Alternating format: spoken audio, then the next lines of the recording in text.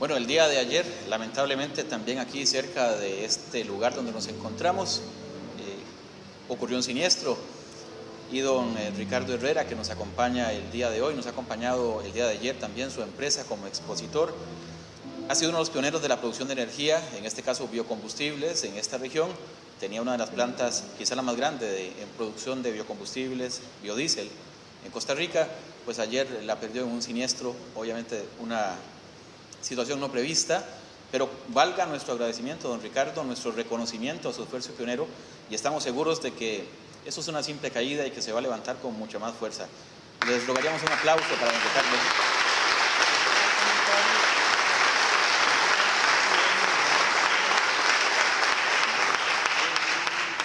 Es de las personas que se ha dedicado y ha trascendido del discurso a los hechos, y eso pues lo reconocemos muchísimo, además de su apoyo para la Agencia de Desarrollo de la región Huetar Norte de Costa Rica.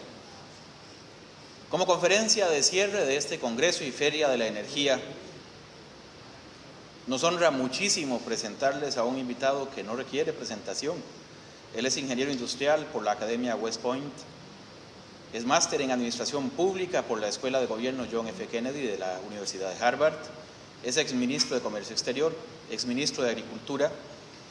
Internacionalmente ha sido pionero en la vinculación entre desarrollo sostenible y tecnología, colaboró en la creación del Grupo de Trabajo sobre Información y Tecnologías de la Comunicación de las Naciones Unidas, es fundador de la Fundación Costa Rica para el Desarrollo Sostenible en TV, fue director general y primer consejero delegado del Foro Económico Mundial, es consejero delegado de Concordia 21 con sede en España, un organismo que apoya a organizaciones promotoras de valores democráticos y de desarrollo en todo el mundo.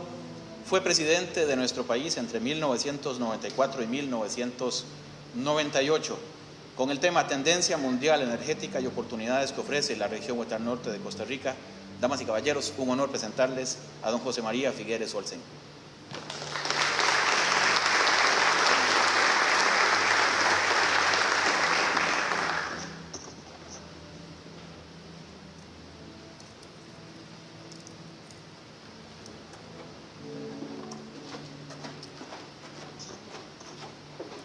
Quisiera que en la región Huetar Norte rindiéramos homenaje póstumo esta tarde a Nelson Mandela, quien falleció ayer, luchador de siempre por el desarrollo y por la libertad. Los invito por favor a ponerse de pie por un minuto.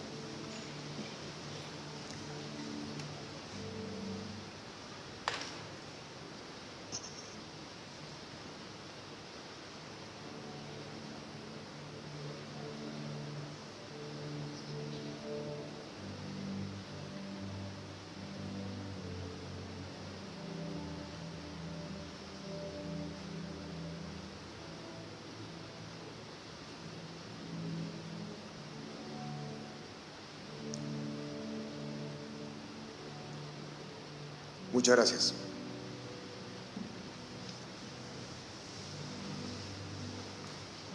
Amigas y amigos, buenas tardes.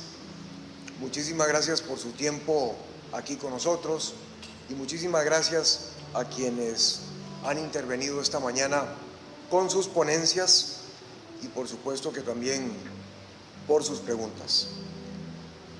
Me da mucho gusto nuevamente estar aquí con ustedes, aquí en San Carlos y en este salón.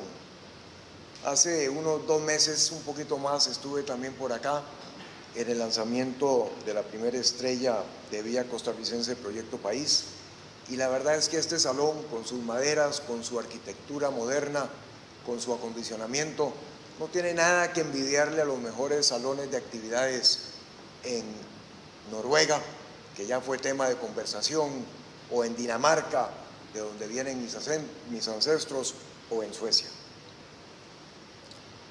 Pero además, celebro que estemos organizando este evento, este importante congreso o simposio sobre energía en el medio de la campaña político-electoral.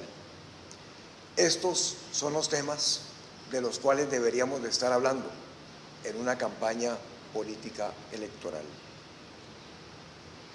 este servidor de ustedes, a pesar de que trabaja en este campo, no con tanto éxito ni con tanta experiencia como algunas y algunos de ustedes, he aprendido muchísimo durante las diferentes ponencias, escuchando las preguntas y las respuestas del último panel.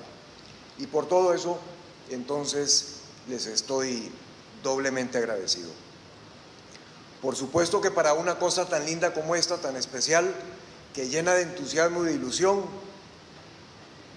tendríamos que decir, tenía que ser San Carlos. Esta zona dinámica es un ejemplo de trabajo y de perseverancia para el país. Y por eso también, cuando me invitaron, quise venir especialmente de Europa para participar en este evento con todas y con todos ustedes antes de seguir mi viaje el domingo para Brasil. Quisiera hacerle un reconocimiento a San Carlos y a la zona Huetar Norte, destacando 4 características que tal vez para ustedes que viven acá, que conviven y que trabajan en esta parte del país, no son obvias o no las reconocen todos los días, pero que para los que venimos de un poquito más allá son de admiración. Primero que todo, me encanta la pujanza de San Carlos y de la zona norte, las contribuciones que con esa pujanza ha hecho el país en el sector agrícola, en el sector pecuario, en el sector turismo, en el sector energético y, muy importante, en el sector de la conservación. Segundo, me ilusiona el espíritu emprendedor que se encuentra uno en esta parte del país.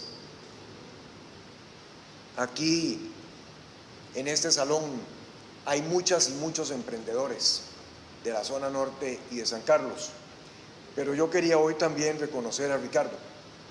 Hace 2 meses que estuvimos por acá, al final de un día lleno de cosas y actividades, pasamos a conocerle la planta de biodiesel, que en ese momento estaba ya produciendo 20.000 litros por día.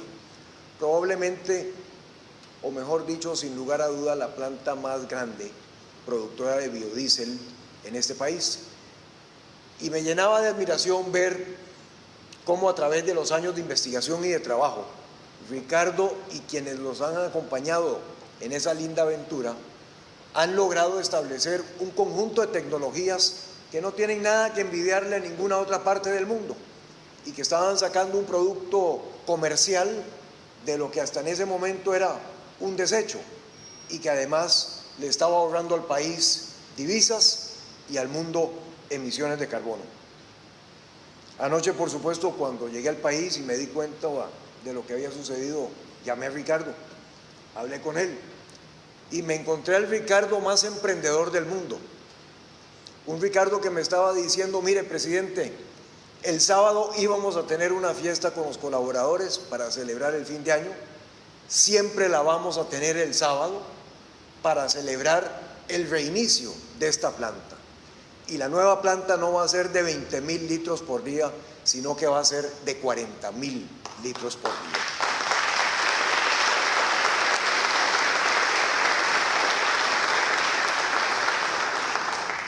Con ese tipo de emprendedorismo, que es característico de San Carlos y de la zona norte, se saca adelante un país y un continente y un planeta y lo que ustedes quieran. Tercero, quiero reconocer aquí en San Carlos el gran aporte de las organizaciones sociales que con tanto éxito han contribuido a crear bienestar en esta zona. Pues bien, podríamos hablar aquí de muchas diferentes cooperativas, pero por la actividad que nos reúne y por el tema, quiero singularizar a Copelesca, que a todas luces es una cooperativa no solamente exitosa, sino que comprometida con sus asociados y con el bienestar de la región en general. Lo que Copelesca aporta a la región no tiene precio. Y Omar Miranda, con quien hemos venido trabajando a lo largo de los últimos meses en una plataforma nacional para el diálogo sobre la energía, lo ha hecho de una manera extraordinaria con sus colaboradores. El cuarto elemento que quisiera resaltar es, por supuesto, ese fenómeno tan singular, tan único, tan especial, que habría que replicarlo en todas las zonas del país, que constituye la zona económica especial. Escuchamos esta tarde de Alfredo Aguilar, su director ejecutivo, lo que están haciendo, lo que están viendo como posibilidades para la región. Esa zona económica especial tiene visión de futuro y estrategia para acomodar los diferentes eslabones que van haciendo una cadena de desarrollo y de bienestar. En resumen, amigas y amigos, esas características y lo que han hecho, todo lo que aquí encontramos es lo que más se acerca a ese ideal que llamamos bien vivir y que hemos querido enarbolar en Vía Costarricense. El bien vivir, definido como una vida con propósito y con balance, en equilibrio con nosotros mismos, los demás y con la naturaleza. Y por eso nuestra primera estrella, que es la entonación regional de Vía Costarricense, Proyecto País, nació aquí para felizmente incorporarse como una organización más bajo la sombrilla de la zona económica especial. Por todo eso también es que en nuestro primer informe de noviembre del 2012 en Vía Costarricense planteamos la conveniencia de que a la hora de reordenar el territorio nacional, esta zona norte debería constituirse en 8ª provincia.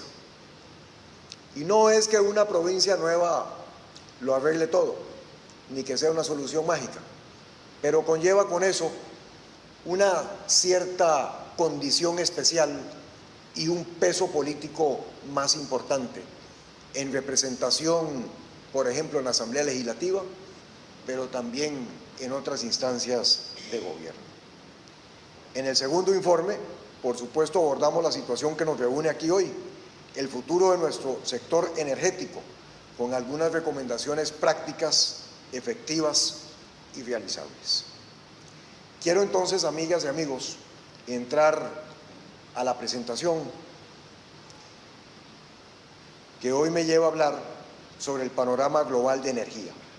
Pero no puedo dejar de pegar el panorama global de energía, que sería una conversación interesante, pero hasta cierta manera académica, si no hiciéramos un esfuerzo por pegar esa conversación sobre lo que está pasando en el mundo con lo que pasa en Costa Rica y con las posibilidades que tenemos de potenciar nuestro desarrollo si sabemos interpretar bien el signo de los tiempos y las cosas que están pasando más allá de nuestra frontera.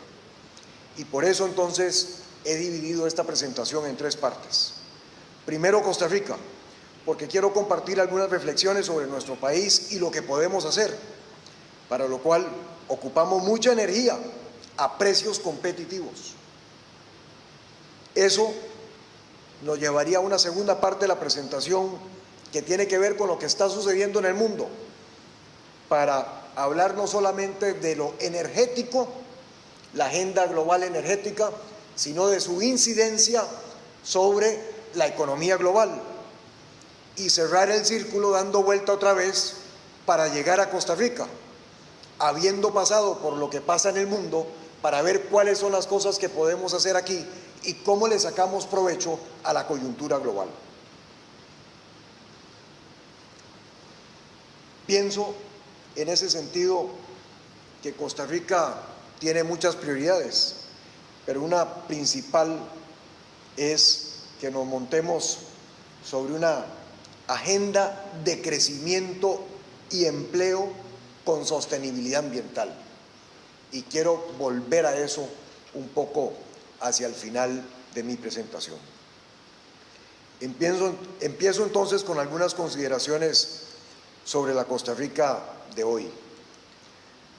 Con la llegada de la crisis económica mundial en el 2008 y el 2009, amigas y amigos, pese a todos nuestros mejores esfuerzos nacionales, y los hubo, no hemos podido avanzar como hubiéramos necesitado o querido hacerlo. El Producto Interno Bruto se nos estancó. Durante el 2009 perdimos un punto de crecimiento económico, es más, tuvimos un punto negativo, o sea, no crecimos. Y de ahí en adelante no hemos crecido a más de un 3%. Por otra parte, a pesar de haber duplicado a lo largo de los últimos 20 años la inversión en lo social, que hoy llega casi a los 500.000 millones de colones, 500.000 millones de colones invertimos en lo social, todavía no hemos logrado bajar la pobreza del 20%. La bajamos al 19 y el año entrante se nos escapa al 21. La bajamos al 20 y se nos escapa al 21,5. La bajamos al 18,5 y se nos escapa al 20. No es que lo esté proponiendo, pero si cogiéramos esos 500.000 millones de colones que invertimos en lo social y los repartiéramos entre 90.000 familias que viven en la pobreza extrema, le podríamos dar a cada una de esas familias 400.000 colones al mes de manera sostenida, con lo cual los estaríamos sacando de la pobreza. No es que lo proponga, pero lo que quiero dejar claro es que la manera que estamos haciendo las cosas no es la mejor y que a la larga necesitamos revisar cómo es que estamos invirtiendo en solucionar problemas en nuestro país. En empleo, hoy tenemos una tasa de desempleo abierto del 10%. Esos son 200.000 compatriotas. Son muchas personas. Y me preocupa muchísimo que el 62% de esas personas, más de 120.000, son jóvenes. En subempleo tenemos al 14% de la población, que son otras 280.000 personas. Es decir, gente que quisiera poder trabajar más de lo que está trabajando. Es el jornalero en Guanacaste que estuvo trabajando en actividad turística, lo despidieron por los recortes que hay y hoy en día está jornaleando 3 días por semana porque la finca agrícola en que ahora está empleado no da para pagarle 5 jornales. Tenemos 155.000 jóvenes que ni estudian ni trabajan y de esos el 70% son mujeres. En fin, amigas y amigos, sin pensar en el futuro, hoy tenemos que generar oportunidades de trabajo para aproximadamente 500.000 costarricenses. Eso requiere de inversión, requiere de sector privado. Para que exista esa inversión por parte del sector privado se requiere de gobiernos con visión, con claridad, con buena estrategia, con marcos regulatorios claros que digan por dónde es que vamos en este país.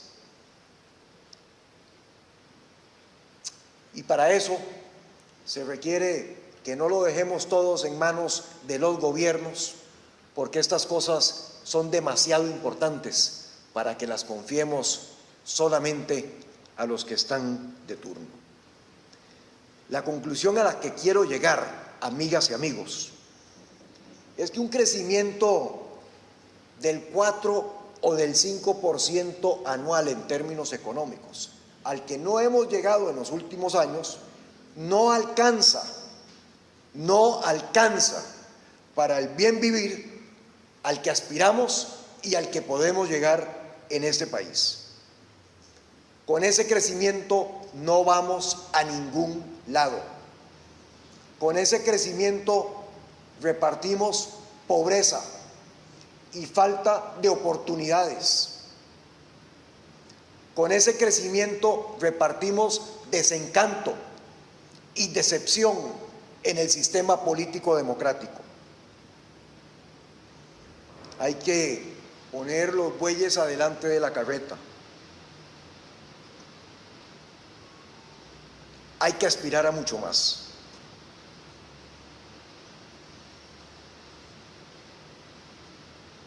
A nivel nacional, mucho más que los buenos esfuerzos de todo gobierno, necesitamos crear una visión compartida de hacia dónde queremos llevar al país. Abundan las ocurrencias y escasean las ideas, y a eso hay que darle vuelta. Es imperativo ponerle brújula al barco, porque no estamos jugando y las condiciones globales no están para menos. Entre otras cosas, debemos fijarnos metas de crecimiento del 8% anual. Fijarnos políticamente, pero no política con P minúscula, política con P mayúscula, como concertación nacional, metas de crecimiento del 8% anual, y a partir de esa definición solicitarle a los economistas y a los ejecutivos de turno que alineen las políticas económicas y los incentivos para que podamos producir ese resultado.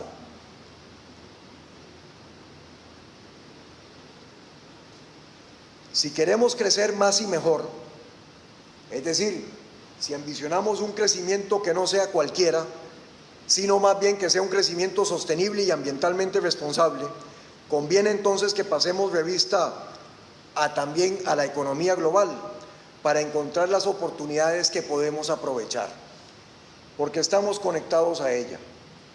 Y ahí, en ese mundo, nos vamos a encontrar un escenario muy cambiante, tanto en lo energético como en lo económico, con lo cual paso a la segunda parte de mi presentación, que tiene que ver con lo que está pasando en el mundo y un poquito lo que viene sobre el horizonte. La situación energética global, amigas y amigos, vive cambios impresionantes que hace apenas 5 años ni siquiera nos habríamos atrevido a pensar. Menciono algunos de ellos, 4 para ser específico. El primero, hoy la oferta y la demanda del petróleo está en los 80 millones de barriles por día, poquito más, poquito menos, pero variaciones pequeñas en la oferta o en la demanda tienen efectos importantes en los precios, que para un país que importa el 100% de sus hidrocarburos nos pone en una situación en donde nos expone a la volatilidad mucho mayor hoy en día y probablemente hacia el futuro de los precios de los hidrocarburos de lo que tuvimos en el pasado. Segundo, la mayoría de la oferta de los combustibles fósiles tradicionalmente había venido de los países de la OSD, es decir, de los países desarrollados, mucho más estables, mucho más congruentes en sus políticas de extracción energética, como aquí bien lo mencionó don Roberto con respecto a Noruega hace algunos minutos. Hoy la mayoría de la extracción se da en áreas mucho menos estables. Rusia, el centro de Asia, Nigeria, la misma Venezuela, y por supuesto que con eso se le añade inestabilidad al mercado. Pero eso también está cambiando. Los países ricos, los países desarrollados, los miembros de la OSD, pasaron de consumir el 60% de la producción global de los hidrocarburos hace apenas unos años al 40% en donde están más o menos hoy en día, y van para el 30% del consumo, con los países emergentes o los países en vías de desarrollo siendo a donde se está dando el crecimiento en el consumo. para que veamos lo que eso significa y algunas tendencias específicas. Del crecimiento total del consumo de hidrocarburos en Asia, una tercera parte la constituye el diésel requerido por los camiones de transporte en Asia. Eso nos pinta muy claramente cuál va a ser el uso de los combustibles en los años entrantes a nivel global. Por encima de ello, hay variables que están por cambiar, hay variables que están por causar cambios todavía más vertiginosos en el mercado global de la energía. Y de estos menciono tres. El primero, el crecimiento sorprendente en la producción de petróleo y de gas en partes del planeta en donde nunca lo habríamos esperado. Segundo, la nueva posición en algunos países importantes con respecto al futuro de la energía nuclear, luego del accidente en Japón de Fukushima. Y el tercer elemento que menciono como una variable que está causando todavía más cambios en el mundo energético es la entrada de legislación obligante en muchos países del mundo durante los últimos 18 meses especialmente y particularmente en China, que tiene que ver con la regulación legal y contundente en el consumo energético de electrodomésticos, de vehículos y de otros artefactos. Vamos al detalle de cada una de estas tres variables que están causando cambios más profundos. Primero mencioné el crecimiento sorprendente en la producción del petróleo y del gas. Bueno, ahí, amigas y amigos, debido a los avances tecnológicos, sobre todo lo que llamamos fracking, con la extracción de petróleo y de gas, los Estados Unidos, Canadá y muy pronto Australia están aumentando significativamente su producción. Tan significativamente la están aumentando que en no más allá de 5 años los Estados Unidos se colocará como el primer productor de petróleo en el mundo, por encima de Arabia Saudita, y como el primer productor de gas en el mundo. Condición que hace 5 años o menos nunca habríamos soñado.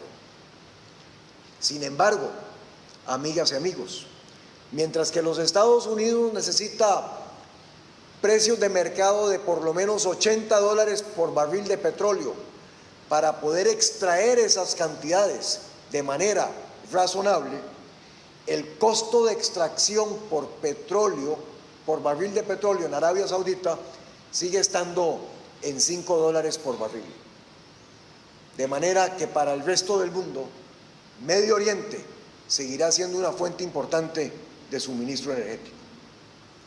Además, hay costos ambientales importantes con estas nuevas extracciones por medio del fracking para sacarlo. Para el año 2020, Canadá, que es un país precioso con más de 3 millones de lagos de todos los tamaños, todos los colores y todos los sabores, para el 2020 Canadá habrá creado una superficie equivalente a 50,000 hectáreas de lagos artificiales en donde están almacenando los residuos tóxicos que no saben qué hacer con ellos de lo que es el tratamiento de las arenas pesadas para extraer el petróleo. 50,000 hectáreas de lagos con material tóxico. Cuando hablamos de responsabilidades intergeneracionales, hay que ver también lo que les estamos dejando a las futuras generaciones. Nadie sabe qué hacer con eso. 50,000 hectáreas es todo lo que tiene Costa Rica sembrado de banano, o todo lo que tiene Costa Rica sembrado de piña. Eso en lagos con material tóxico. Bueno, en fin, esos son algunos de los cambios que estamos viviendo.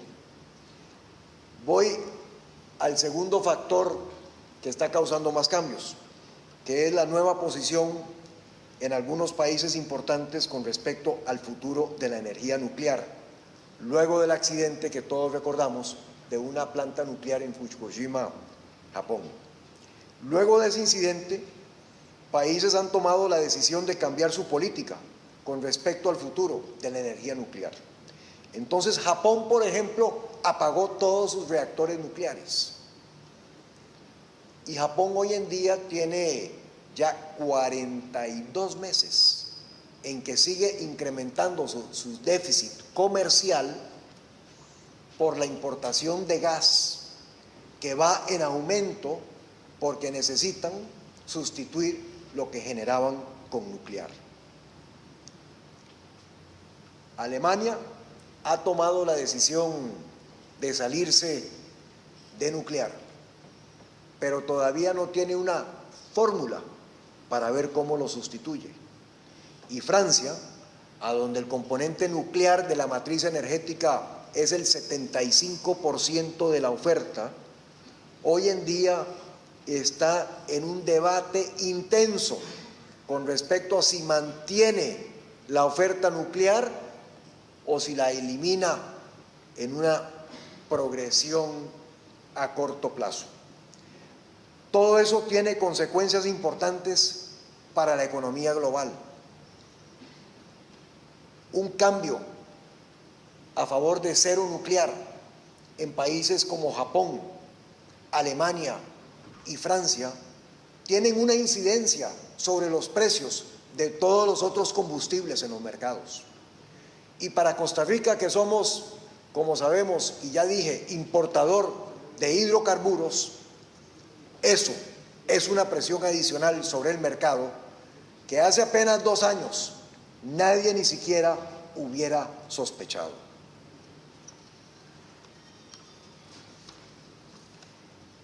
Voy al tercer conjunto de medidas que están causando variables.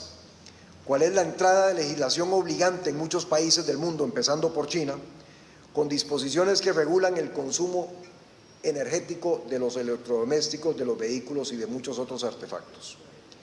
Irene Cañas lo mencionó aquí brillantemente esta tarde, y qué extraordinaria presentación la de Irene.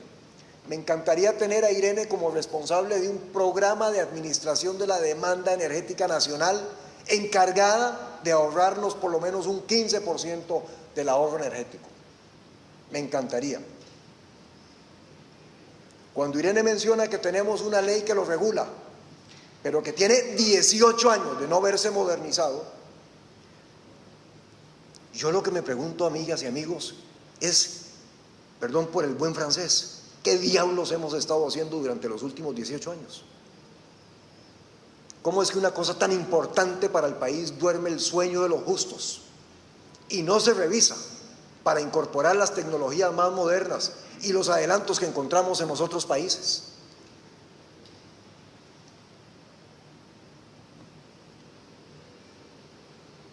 Las medidas tomadas por el presidente Obama en su primer gobierno en cuanto a los requerimientos de eficiencia energética para la fabricación de vehículos ha hecho más por independizar a los Estados Unidos de energía que hasta el momento lo que ha hecho el shale oil que han venido extrayendo.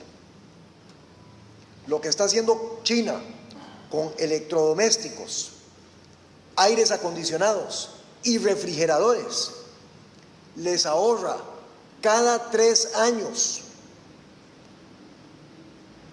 la oferta energética de su proyecto hidroeléctrico más grande, que creo que es el más grande en el mundo, que es el Three Gorge Dam. Y aunque la principal motivación de estas medidas ha sido lo económico, sus efectos también vienen ayudando a reducir las emisiones de carbono, sobre las cuales vamos a hablar en un minuto. En todos estos cambios que están sucediendo en el mundo energético, amigas y amigos, que nunca habríamos pensado, tan siquiera hace 2 o 3 años, como tantas veces sucede, hay ganadores, hay perdedores y hay quienes están en la cuerda floja y que van a pasar a ser o perdedores o ganadores dependiendo de lo que hagan. Ganadores, Estados Unidos, Canadá, Australia. De importadores pasan a ser exportadores. Perdedores, Rusia, productores tradicionales que se verán afectados por menores mercados de exportación y probablemente también tengan bajas en sus precios, a menos de que la variante nuclear que eliminan los países causen un alza en los precios. Y entre aquellos que están en la cuerda floja, en la balanza, y tienen la oportunidad de decidir mediante sus políticas si quieren ser ganadores o si quieren sumarse a los perdedores, estamos nosotros. Porque dependiendo de lo que hagamos a esa coyuntura global, o le sacamos provecho, que es lo que muchos pensamos deberíamos de hacer, o más bien nos va a sacar provecho a nosotros. Y todos estos cambios en el mundo energético tienen, por si fuera poco, importantes consecuencias en la geopolítica del mundo. A 4 o 5 años plazo, cuando Estados Unidos ya no necesite petróleo de Medio Oriente, me pregunto, ¿cuáles fuerzas armadas van a vigilar, supervisar y cuidar el Golfo de Persia, el Estrecho de Hormuz y el Canal de Suez? Porque no creo que esa factura la sigan pagando los contribuyentes norteamericanos si ya no necesitan sacar petróleo de esa zona. Van a ser los chinos, que vienen aumentando su presupuesto militar de una manera impresionante y que hace 3 meses lanzaron su primer portaaviones. Y si son los chinos, amigas y amigos, ¿cuáles son las consecuencias para el resto del mundo?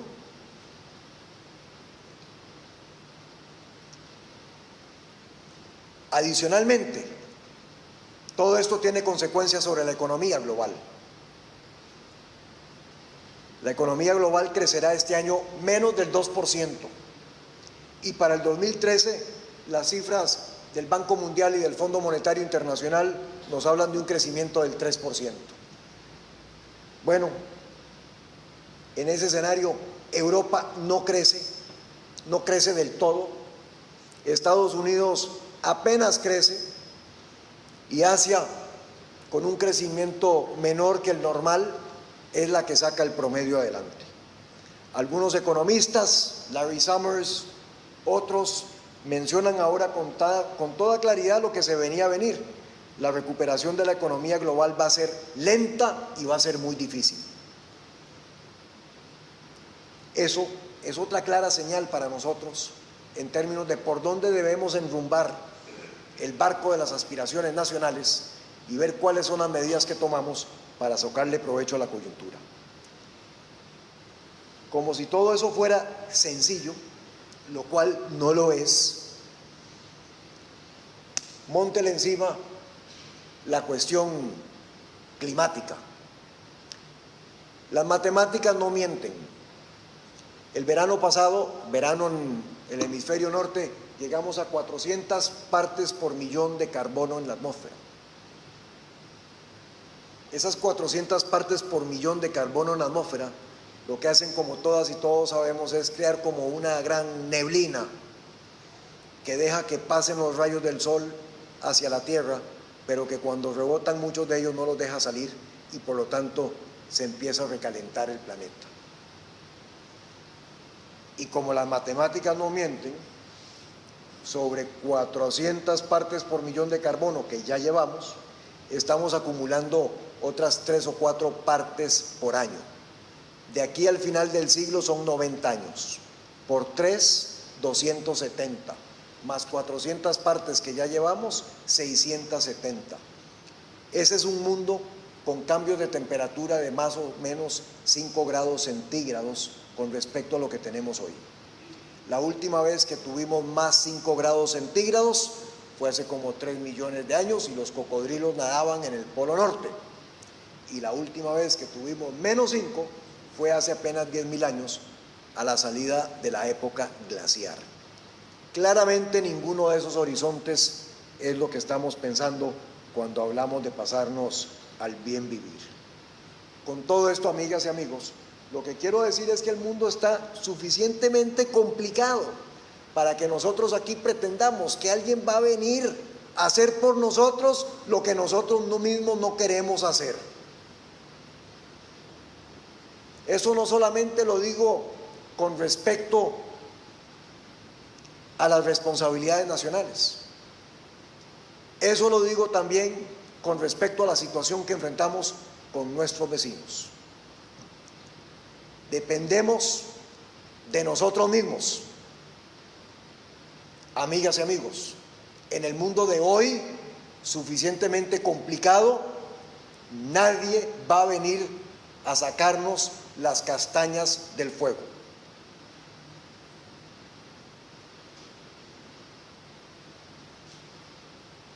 Y con eso llego a la tercera parte de mi presentación, que es que luego de repasar lo que está pasando en el mundo, quiero regresar a Costa Rica porque yo sigo siendo optimista y pienso que a todo esto le podemos sacar provecho. Pero para eso tenemos que organizarnos un poquito mejor. Esta es una responsabilidad importante.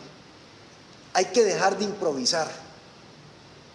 No podemos darnos el lujo de seguir improvisando, amigas y amigos. No podemos. Hay mucho que hacer. Y aquí pongo por delante 5 retos, algunos de los cuales ya he mencionado con pinceladas. El primero, en lo económico, objetivo nacional, crecer al 8%. Eso es diferente a lo que tenemos hoy en día. No es que el Banco Central va a decir que quiere controlar la inflación para tener la inflación más baja que hayamos tenido en la historia del país, como un prurito de haber pasado por ahí como junta directiva y como presidente del Banco Central, y que la economía no crezca como consecuencia de eso, y que tengamos desempleo. Eso quiere decir, Banco Central, actores económicos, pónganse las pilas y vean a ver qué políticas económicas meten para que crezcamos al 8%.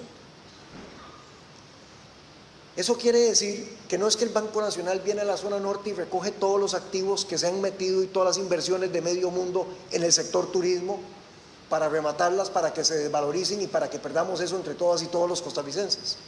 Eso lo que quiere decir es que hay que montar un plan de reactivación y una política de atracción de turismo que sea pareja y que traiga turismo a la zona norte del país. Es decir, fijarnos una meta para crecer al 8% no es dejar las cosas al azar, es tener políticas claras, como las tenemos en el sector empresarial, es tener objetivos bien fundamentados, como muchas veces establecemos con nuestras propias familias cuando queremos sacar algo adelante, para saber entonces qué es lo que hay que hacer para hacerlo posible y hacerlo. Pobreza, a la par de la necesidad de crear empleo, pobreza. 20% de las familias en este país, 1.100.000 personas viviendo bajo la línea de la pobreza, cuando tenemos los instrumentos tecnológicos y económicos para ayudarles. Desigualdad. En desigualdad estamos en la segunda más alta de los últimos 25 años. Ya mencioné el empleo y además tenemos que ser una realidad nuestra aspiración de ser carbono neutral para el 2021. Acometer estos retos con una actitud positiva es lo que corresponde. Reinventar Costa Rica, amigas y amigos, reinventar Costa Rica. El modelo necesita de una reparación grande. No es un overhaulcito, no, es una reparación mayor. Es un plantearse las cosas que queremos hacer, fijarnos los objetivos y decir, independientemente del pasado, pero nutriéndonos de las experiencias buenas que hemos tenido, ¿cómo hacemos para hacer las cosas que queremos hacia el futuro? No es decir que queremos mejorar un poquito las cosas, es soñarnos la mejor Costa Rica posible y después ver cómo reseteamos el desarrollo nacional para llegarle a ese objetivo. ¿Cuál es la mejor Costa Rica posible? ¿Nos hacemos esa pregunta de vez en cuando? ¿O nos vamos por el camino más fácil o el camino por el que nos lleva la inercia? ¿Cuál es la mejor Costa Rica? Amigas y amigos, yo menciono 6 características como ideas de lo que podría ser. Primero, me parece que tiene que ser auténtica en nuestros valores, en nuestras tradiciones, en nuestras instituciones. Si perdemos nuestro acervo cultural, perdemos parte de nuestra alma y de nuestro espíritu. Ser auténticos, ser nosotros mismos. No tenemos que andarle copiando nada a nadie. Somos un país muy singular y muy especial para andar copiando. Segundo, frente a las responsabilidades del cambio climático, debemos de ser un país verde. Verde con el ambiente como oportunidad de negocio, no como estorbo para evitar que se hagan las cosas. Verde como lo piensa Ricardo Herrera, produciendo biodiesel, ojalá muy pronto, 40,000 litros por día, y que Dios me le ayude en sacar los permisos para montar una bomba en la esquina de su propiedad donde los pueda ayudar.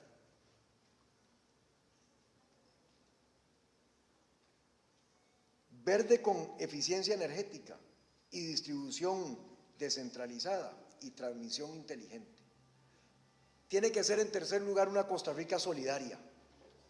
En nutrición y en salud todavía hay mucho que hacer y me preocupa que no le estemos entrando a fondo a los problemas de la Caja Costarricense del Seguro Social.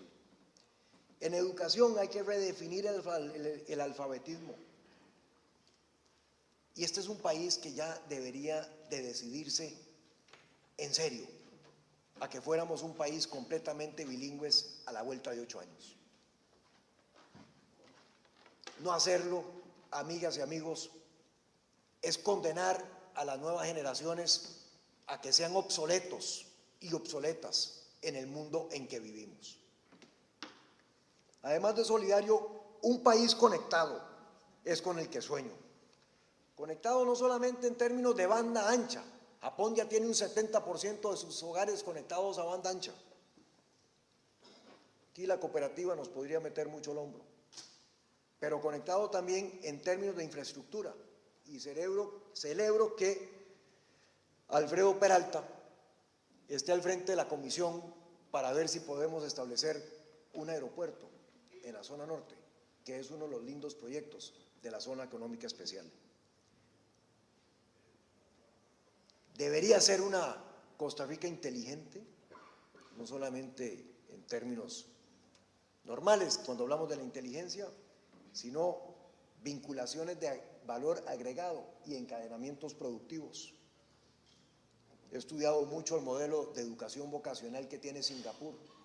Singapur, que siempre rankea entre los primeros 4 o 5 países en el índice de competitividad global. Singapur, 3,5 millones de habitantes, con 1,5 millones de personas que viven ahí, que no son de Singapur, pero que quieren vivir ahí, que trabajan y que contribuyen a esa economía. Singapur, un país que pasó de $450 por habitante en 1965 a $57,000 por habitante el año pasado. Singapur, un país que tiene una clara orientación de hacia dónde quiere ir y que tiene el coraje para acometerla con responsabilidad.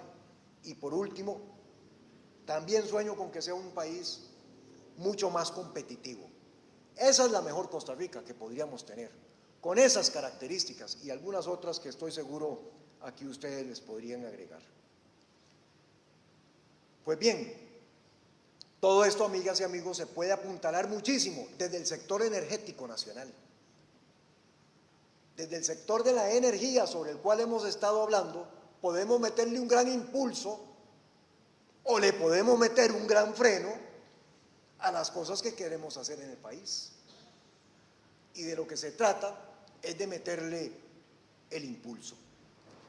Por eso, hace un par de meses, en Vía Costarricense, invitamos a Franklin Chan y a José Zaglul de la Earth para que montáramos lo que llamamos una plataforma nacional de energía, como un espacio neutro, una mesa de conversación, de negociación entre todos los sectores que participan en el pastel energético hoy en día, para que valoremos y busquemos las mejores opciones entre todos. Don Omar Miranda nos acompaña en ese esfuerzo y ha hecho contribuciones importantes y valientes. Hay que hablarnos más entre los diferentes sectores y en lugar de ponernos a pelear, ver cómo entre todos sacamos las mejores soluciones. Además de lo que aquí se ha comentado sobre el sector energético, quiero proponer 6 acciones rápidas de corto plazo que me parece que podrían mandar señales claras a los mercados, a la inversión, a la creación de empleo, de por dónde es que queremos ir. La primera, los precios. Los precios, los precios, los precios.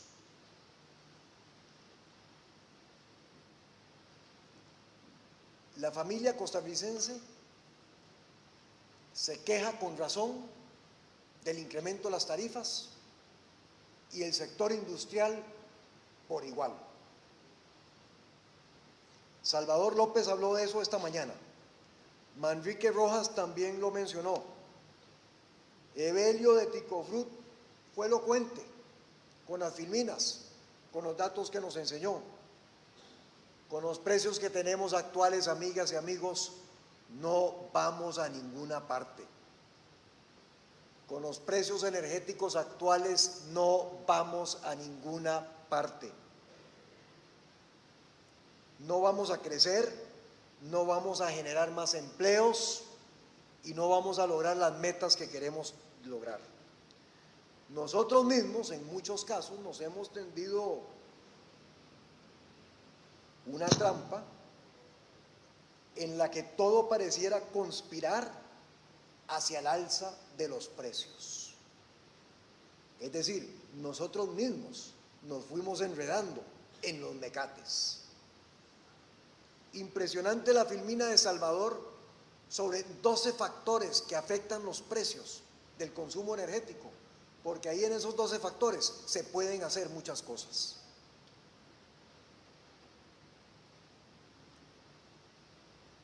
Uno de ellos, que lo mencionó Roy esta tarde, tiene que ver con la forma en que hemos venido financiando los proyectos.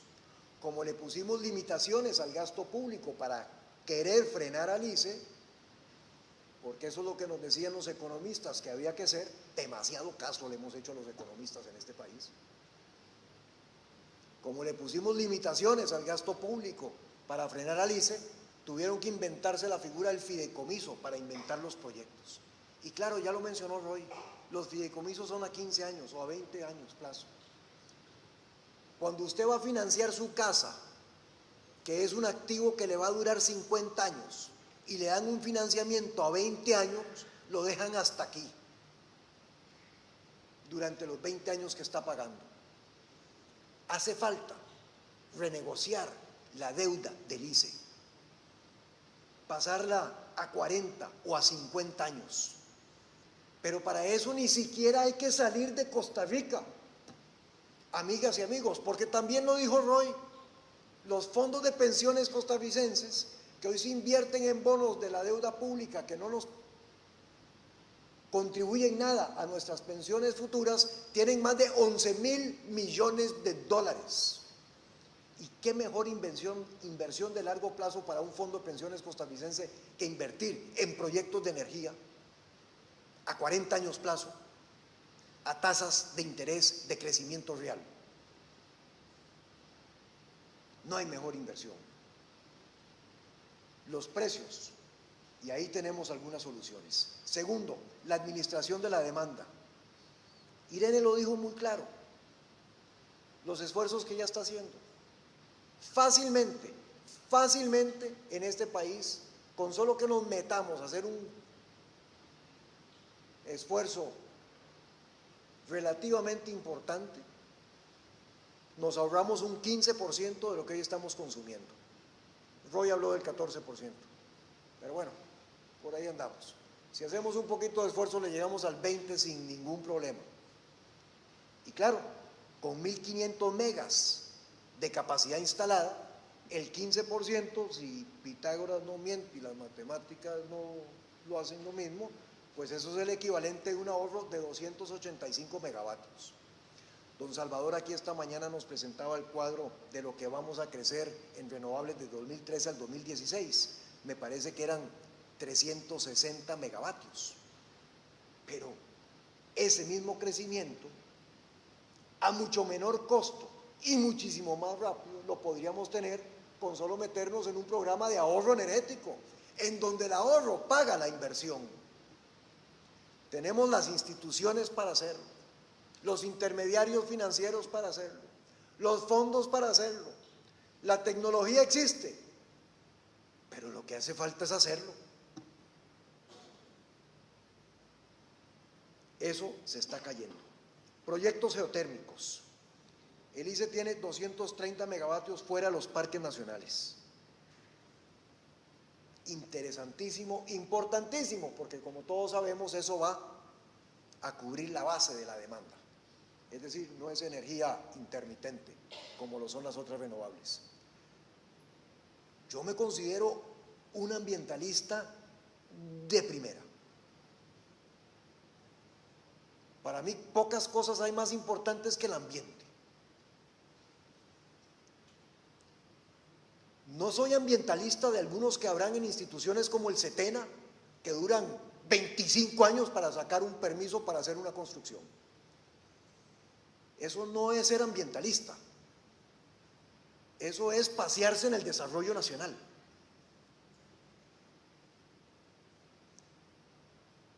Pero me considero ambientalista.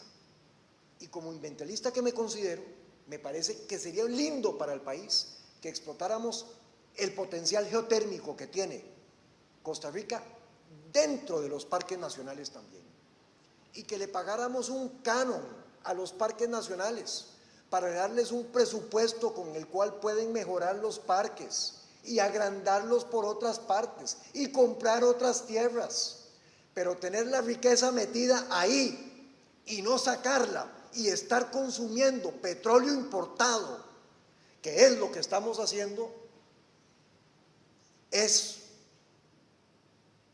más que tontera. Es no querer hacer las cosas. Es no querer hacer las cosas. ¿Hasta cuándo vamos a soportarnos, amigas y amigos? ¿Hasta cuándo tenemos que soportarnos ese grado